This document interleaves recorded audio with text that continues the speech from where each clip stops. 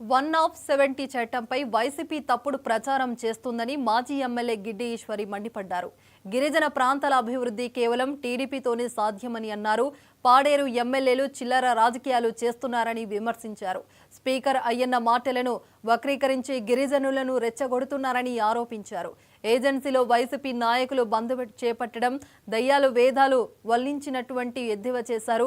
ఇలాంటి సమస్యలపై అసెంబ్లీలో మాట్లాడాలని అన్నారు. ఈరోజు వైఎస్ఆర్ కాంగ్రెస్ పార్టీ వాళ్ళు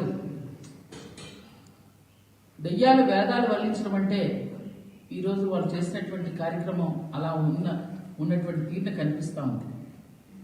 ఎందుకంటే లేని విషయాల్ని దుష్ప్రచారం చేస్తూ ఈరోజు మన్యం బంద్ అంటూ గిరిజనుల్ని ఆందోళన పద్ధతిలో తీసుకెళ్ళినటువంటి తీరుని పూర్తిగా ఖండిస్తున్నాం. ఎందుకంటే గిరిజనుల యొక్క అభివృద్ధి సంక్షేమం కేవలం కూటమి ప్రభుత్వం, ముఖ్యంగా తెలుగుదేశం ప్రభుత్వం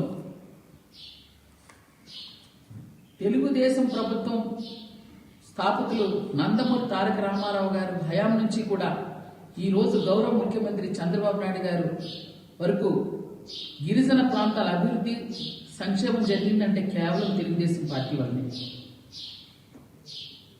ఇప్పుడు ఉన్నటువంటి వాళ్ళు 170 గురించి మాట్లాడుతున్నారు.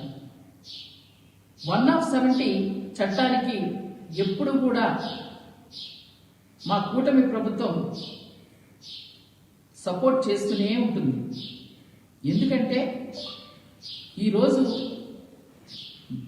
170 చట్టాన్ని